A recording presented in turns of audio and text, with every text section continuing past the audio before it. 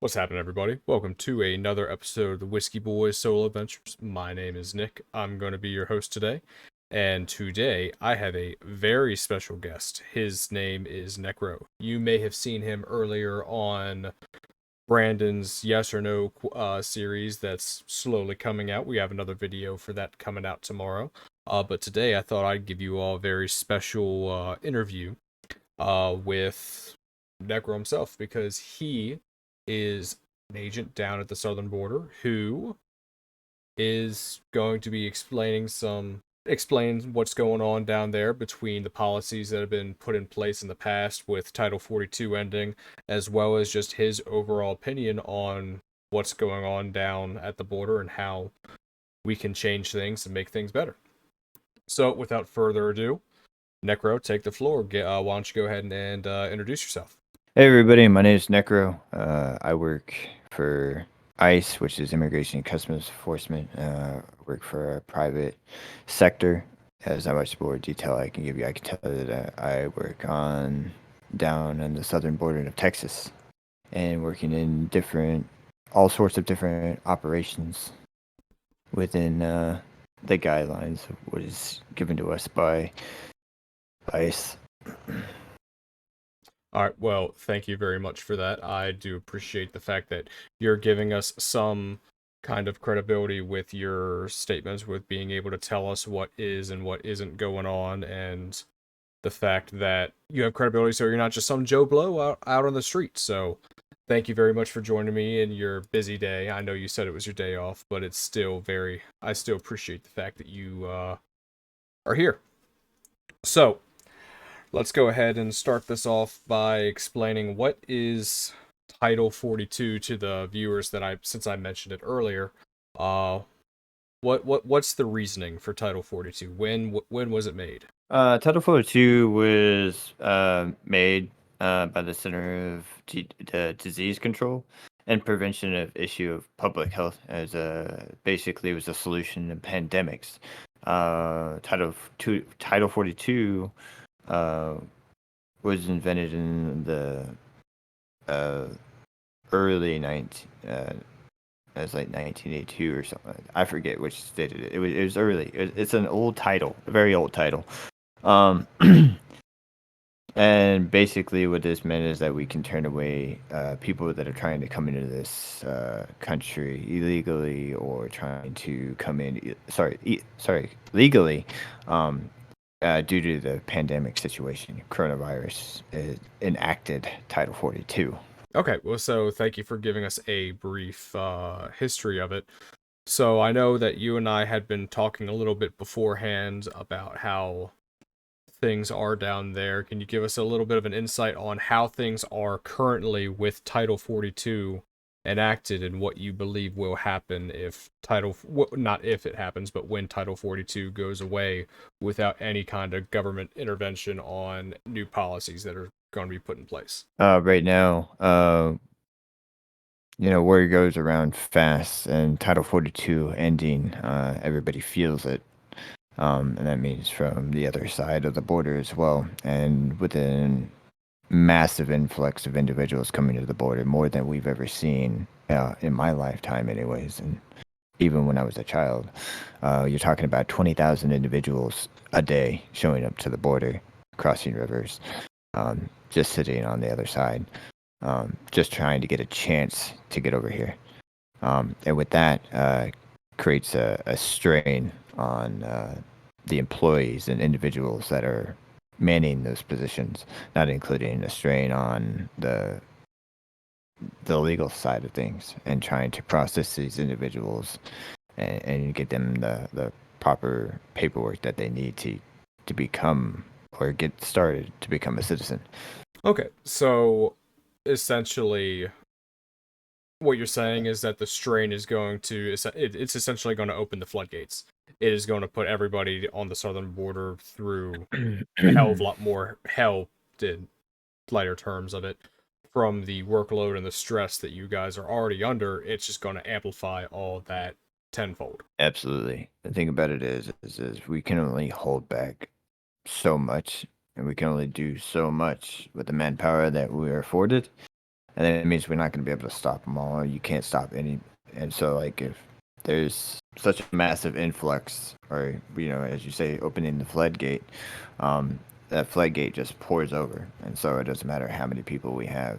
They'll take, we'll get outran. Yeah, and I know that you've been talking to me here and there, and we had talked about several situations where you were just seeing like hordes of people. I believe the number you said was 20,000 people just flooding the gates at one Yeah. time. Just can you explain a little bit about how that felt? You know, I've never seen anything ever like that. You've always heard people come back with war stories from, you know, previous military deployments.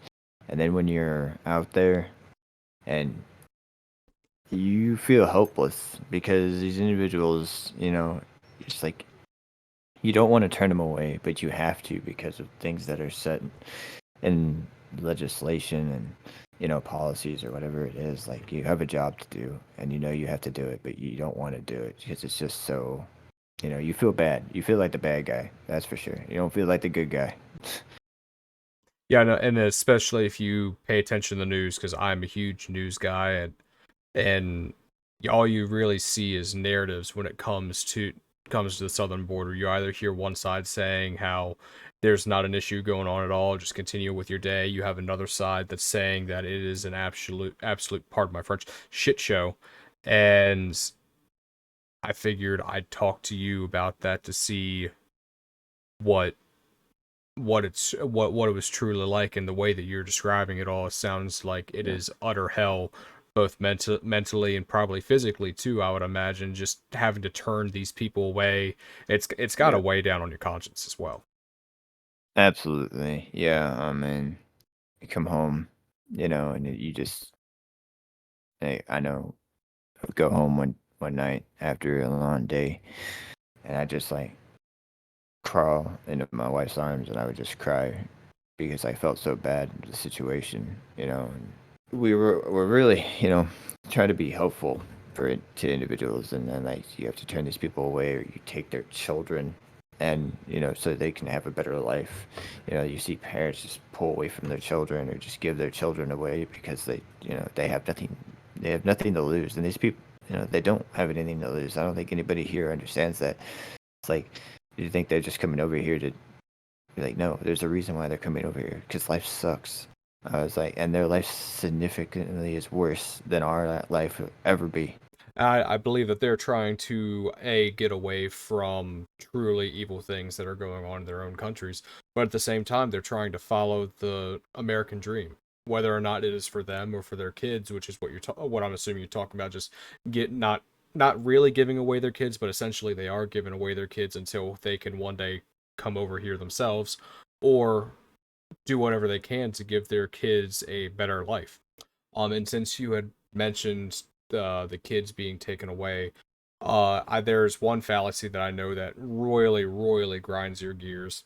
The kids in cages. Can you elaborate on that, on whether or not that's real or just another media lie? It's just a media lie. I can tell you right now that we have policies and procedures that we are not allowed to um, put children in, detention centers.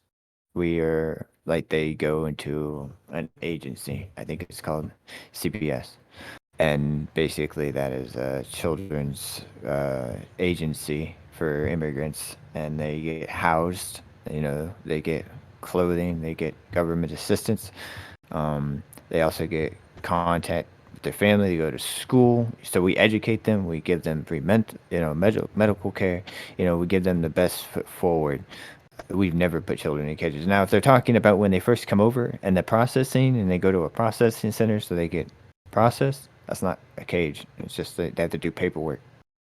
Just like you go to a job and you do an interview, or you fill out an application. It's the same way. You have to go through a process.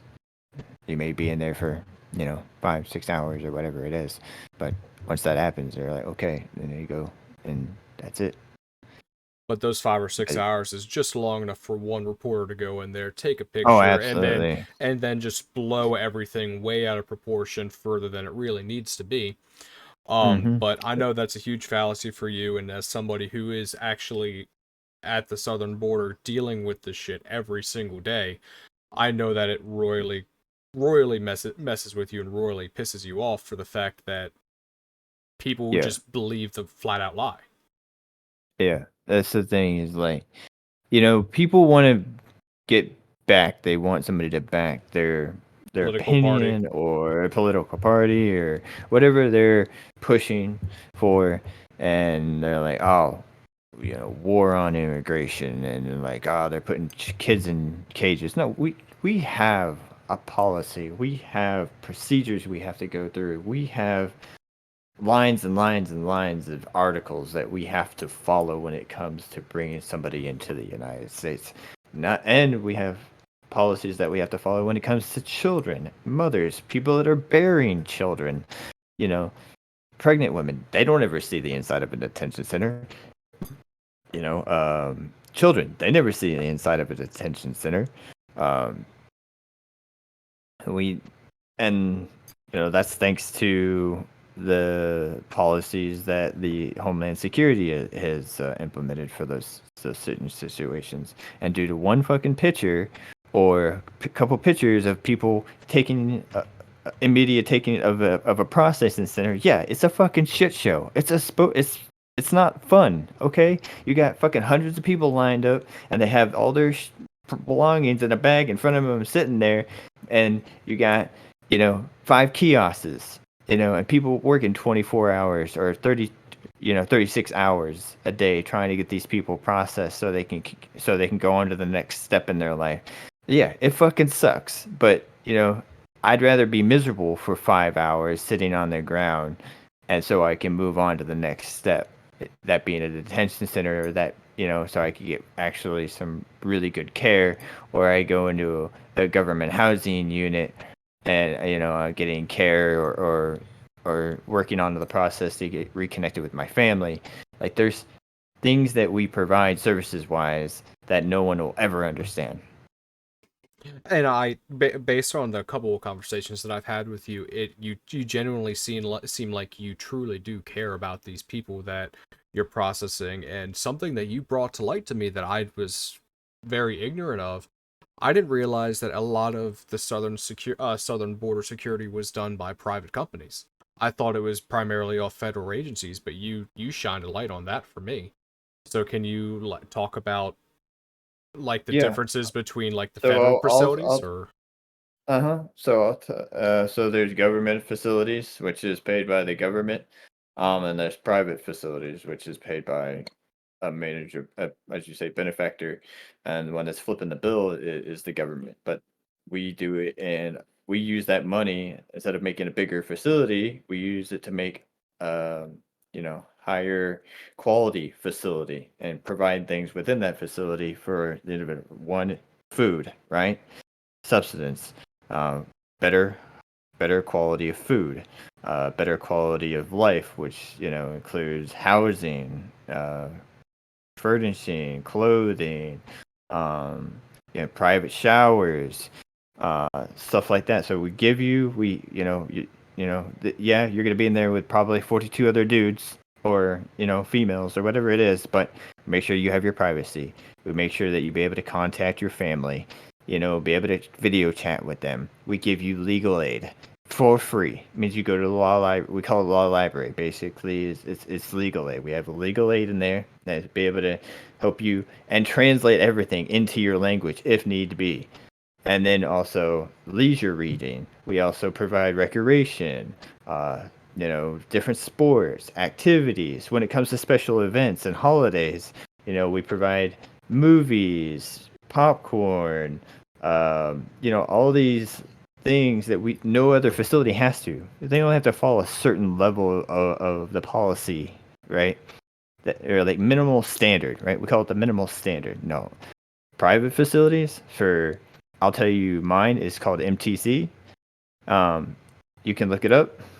We are rated the highest, not just within detention centers, but also correctional facilities. That means that state pays us short amounts of money to house your inmates. That means your family members. And one of the main things is we call it by being bionic, right? And bionic means believe it or not, I care.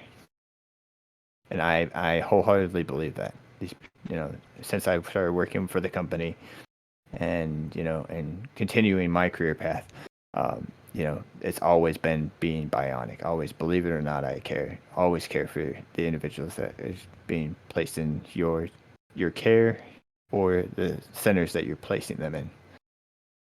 Oh yeah, I mean, based on every conversation that I've had with you, you do sound like you genuinely care for these people, and I know that I hold a much higher respect for a bunch of these individuals who are, while they may be illegally entering the country in some aspects, and they might be looked down upon for trying to illegally enter it, they are willing to walk across deserts and mountains and risk bodily harm and even death for them and their family for the chance of the American dream. Whereas you have some Joe Blow in New York City who absolutely hates his life and thinks nothing but ill will for this country and is just very ignorant of the real struggles in the world.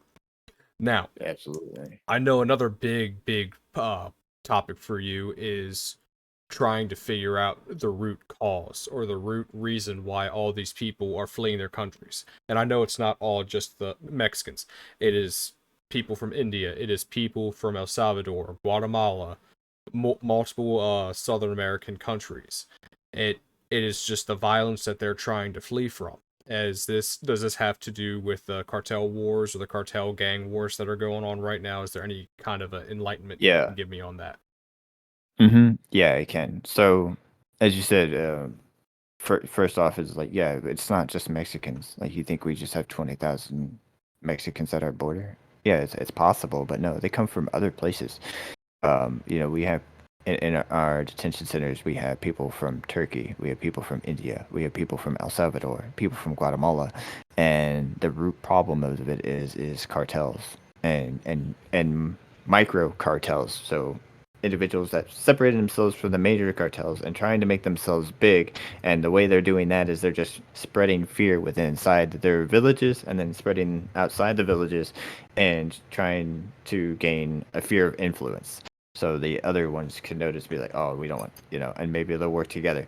Like, that's a lot of the situation that's going on now. So now it's, instead of a business model, it's now a fear model. So it's more like they're becoming dictators, and they're spreading that fear, and that fear of influence around, and that's why people are leaving. Because if you're not joining their cartel, you're joining their gang or clique or whatever it is, then they're just going to kill you, because they're going to be like, immediately think that you're just going to go off and shoot somebody else. You're just going to go off to the other group or other gang. And they don't look at you. That if you're not with them, you're against them. You're an enemy. So they'll just kill you. I mean, Like, and how we battle that is that we have to get involved, right? It's like, you don't see, right, people complaining about if we get involved in this war against cartels and gang violence, right? But we get complaints when we're involved in this other situation that's going on. I was like, well, why don't we get involved in what would give us more sustainability in the long run, and make us a stronger country than in this influence that's happening in Europe. Yeah, oh yeah, it's because our oh, go ahead. I was going to say I agree with you wholeheartedly. We had never-ending wars in the Middle East for between culture building, between trying to fight the war on terror, and it just seemed like we were never ever going to get out of there. Hell, we're still not out of there entirely. Now it's Europe looks like it's going to be the next hot zone for a never-ending war. We're sending hundreds of billions of dollars over to Europe and over to these foreign conflicts instead of trying to focus on the home front, focusing on our northern and our southern border and trying to rectify the major issues that are going on in both on both sides, primarily on the southern border with the cartels. I would be much more likely to support the government trying to end something like that as opposed to going over to Europe, to a place that I'm never going to be at. At least here, if it's on the southern border and we try to provide the infrastructure to try to combat it, or at least try to do something about the cartels, I'd be more likely to see a difference between the fentanyl that's coming across the southern border, between the drug trade at the southern border, even the child sex trafficking that's going on at the southern border. It's all Hmm. stuff that we need to stop, because in the long run, it's going to be one of the downfalls to our country. Not focusing on our neighbors. Why are we not taking care of our neighbors? We're carrying, like, our neighbors aren't Europe. Our neighbors aren't across the seas. Our neighbors is Mexico, Salvador, Guatemala, Puerto Rico. Like, those are our neighbors. Why aren't we taking care of our neighbors? Why are we not creating a sphere of influence around us? We're just letting Mexico suffer. I mean, hell, it's at this point it seems like the cartels have more power than the government, and it's probably more true than I would like to admit. Yeah, there's a lot of influence that happens. For instance, there's certain individual in Mexico that's in a high political standing, and he is definitely and he's influenced by such entities. And you know what? In some ways I don't blame him, because he doesn't want to be the next head on the chopping block. Um, Exactly. but with that being said, with the roaming waves of violence that are going on at the southern border, with all those cartel wars and Title 42 ending, we are looking at, I don't want to call it an invasion, but a huge force of people trying to enter this country to try and save themselves and try to get away from all of this violence and all this hate. And with Title 42 ending, all that's going to do is put in even more of a strain on all of you down at the southern border. Because now you're able to at least turn people away to try to handle the stress of it all, to try to handle the people that you already have, even though you're already overworked from the sound of it. But if Title 42 ends, it sounds like the like floodgates are going to open up, and you are going to be so overwhelmed. You're going to have so many people pass through, or so many people slip through the cracks, that you're not able to take care of. Yeah, absolutely. We're focused on the wrong things.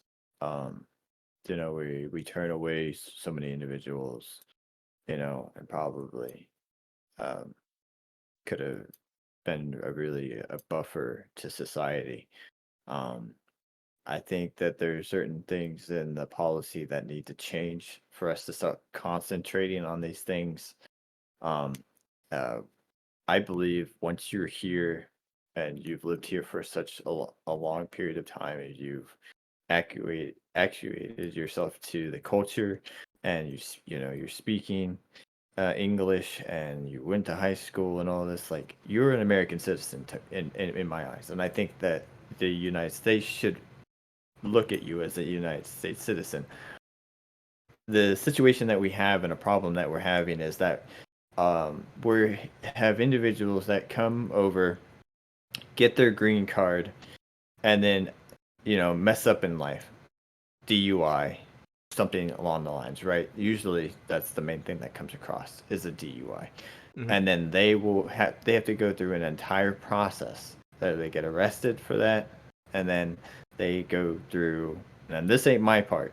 I don't deal with this, but I know the process. And then ICE gets in, so the federal government gets involved, then re uh, profiles this individual, sends them to a detention center, and such would be one of ours, um, for us to hold him while he does, and then they open his case for it, and then and then look at it to see if, like, they want to send him back to his country after 15 years in the United States. That's just Do absolutely you crazy to do me. you get But what, like, yeah, like that's for me. It's just like that's like person's been here almost their entire life. I was like, maybe not have done the process to become a citizen, but went through the process to get their green card and be able to work in the United States and go to school in the United States. I was like, but since they fucked up one time in their life, I was like, now you're gonna hold it over their head, and then when they go to court, I was like, now you hold where they go, you can send them back to their country at least of that of origin. And I was like, but they've never been there. I was like, that's not good.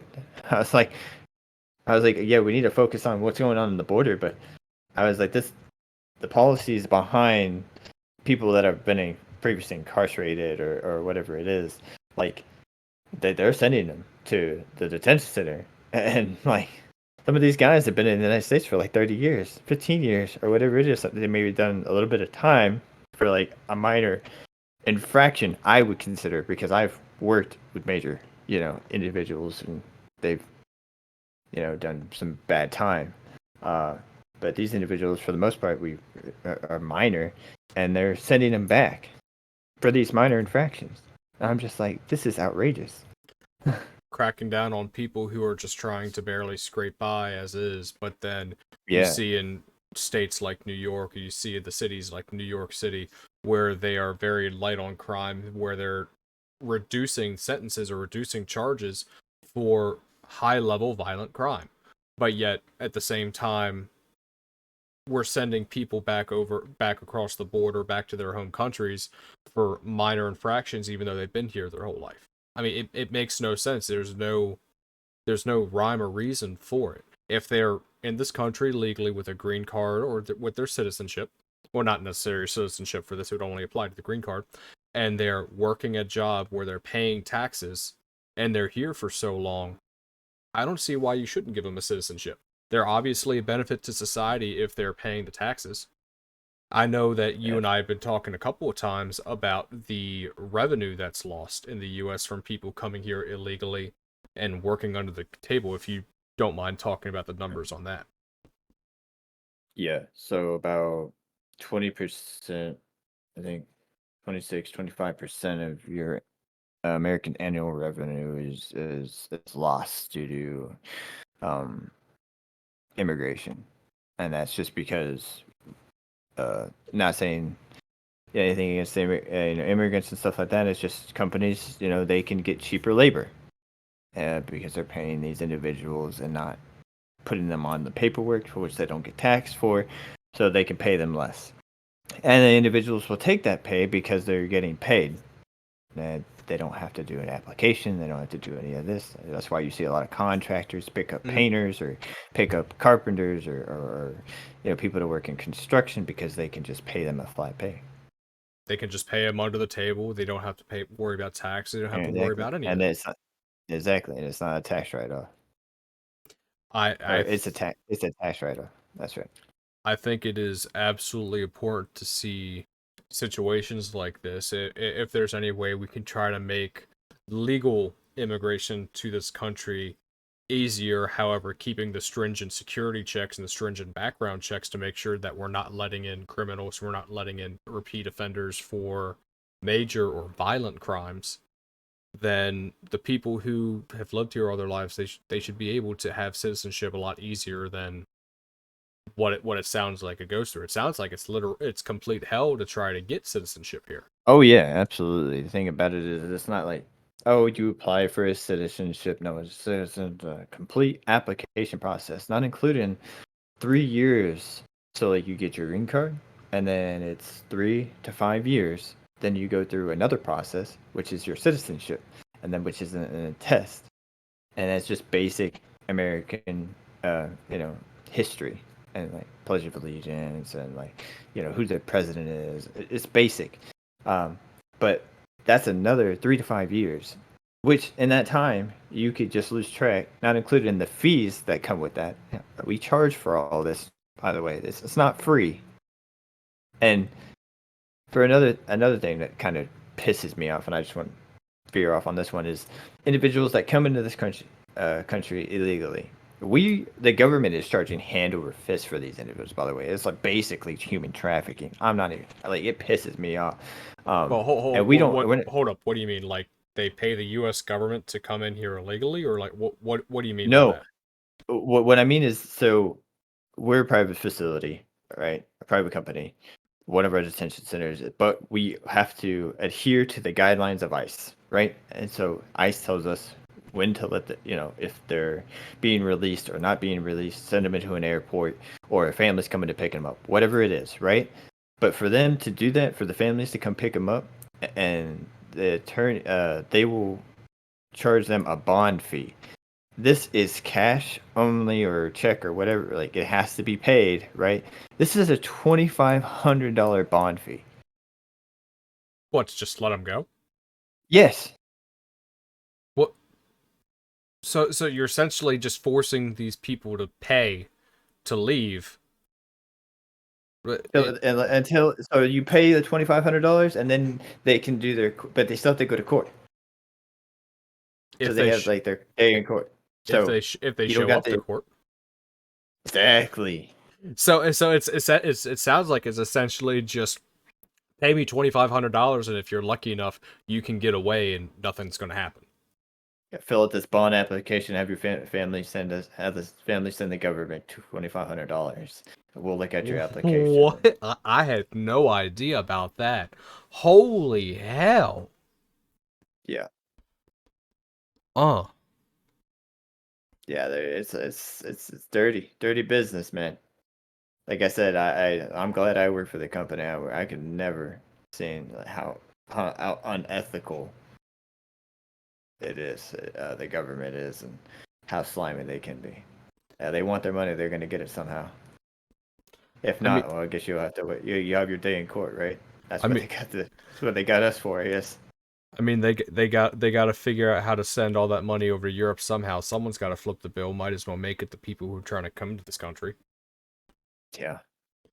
I mean, hell, I know that's something else that grinds your gear. We spent $118 billion and to Europe for what kind of return on that? What how does that benefit our country at all? Why not spend even a fraction of that money here for the infrastructure, or how even the legal fees that you've been talking about as a way to try to incentivize people to come and make a better life for themselves? Why not try to help out the people who Yeah. are more American than most Americans? Yeah. Agreed. I don't know.